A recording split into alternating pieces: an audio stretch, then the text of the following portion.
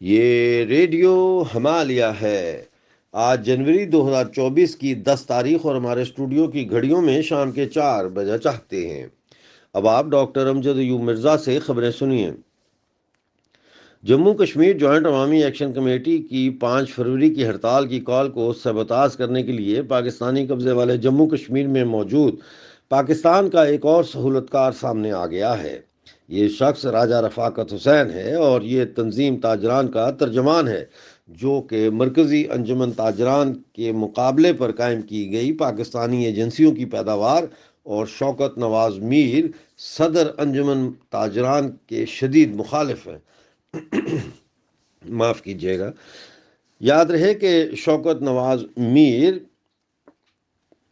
مرکزی انجمن تاجران کے صدر ہیں، نہ صرف مرکزی انجمن تاجران کے صدر ہیں بلکہ جموں کشمیر جوائنٹ عوامی ایکشن کمیٹی کے مرکزی قائدین میں سے ایک ہیں۔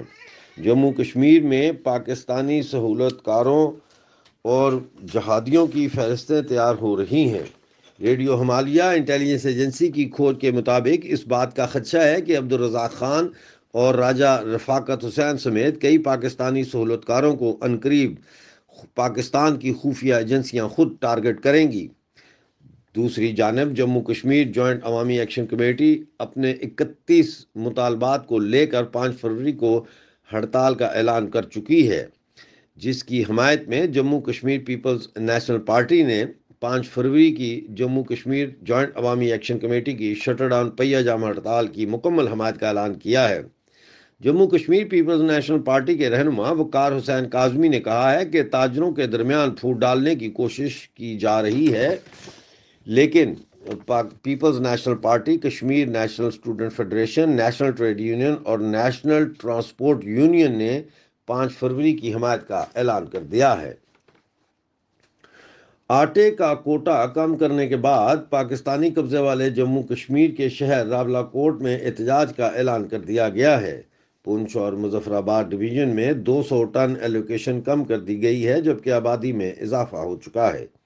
بجلی کے بلات کے بائیکاٹ کی مہم کے بعد اب پاکستانی قبضے والے جموں کشمیر میں بھی گیہوں کے کوٹے میں کٹوتی کے خلاف ریاست گیر مظاہرے متوقع ہیں۔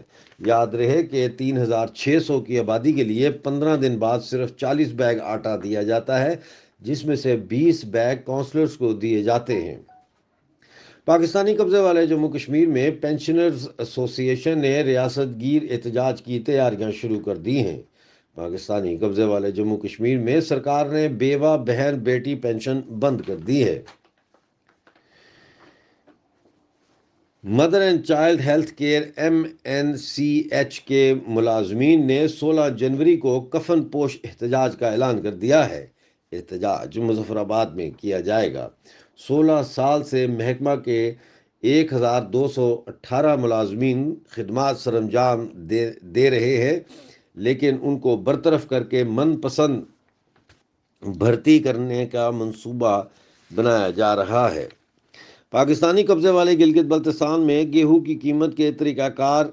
گیہوں کی تقسیم کے طریقہ کار کے خلاف خواتین بھی سڑکوں پر آ گئیں اور گلگت میں شدید احتجاجی مظاہرہ کیا۔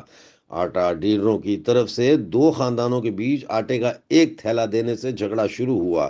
خواتین نے کہا کہ پورا مہینہ 20 کلو آٹے سے گزارا ممکن نہیں۔ احتجاج کرنے والی خواتین نے 3 گھنٹے تک مین روڈ بلاک رکھی۔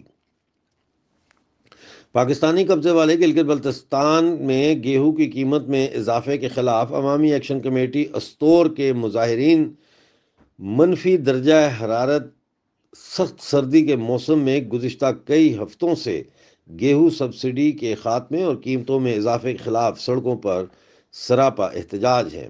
ادھر گلگت میں گڑی باغ میں 5ویں دن بھی احتجاج جاری رہا۔ پاکستانی قبضے والے گلگت بلتستان کے شہر سکردو میں عوام نے احتجاج کے تمام سابقہ ریکارڈ توڑ دیے اور دھرنا 15ویں دن میں داخل ہو گیا، جبکہ یاسین میں دھرنا 8ویں دن میں داخل ہو گیا ہے۔ مجلس وحدت المسلمین کے مرکزی قائد سید علی رضوی جلوس کے ساتھ سکردو دھرنے میں شریک ہوئے۔ یاد رہے کہ اہم شخصیات کے نام 4 شیڈول میں شامل کرنے پر احتجاج میں شدت آ گئی ہے۔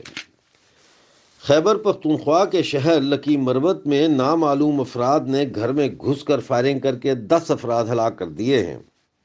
ادھر بلوچ یکجہتی کمیٹی کے گزشتہ ماہ ہونے والے تربت اسلام آباد لانگ مارچ پر تونسا شریف میں استقبال کرنے والے 2 افراد پر FIR درج کر لی گئی ہے۔ آپ ریڈیو ہمالیہ سن رہے تھے۔ اگلے نیوز بلیٹن تک کے لیے ڈاکٹر امجد ایوب مرزا کو اجازت دیجیے۔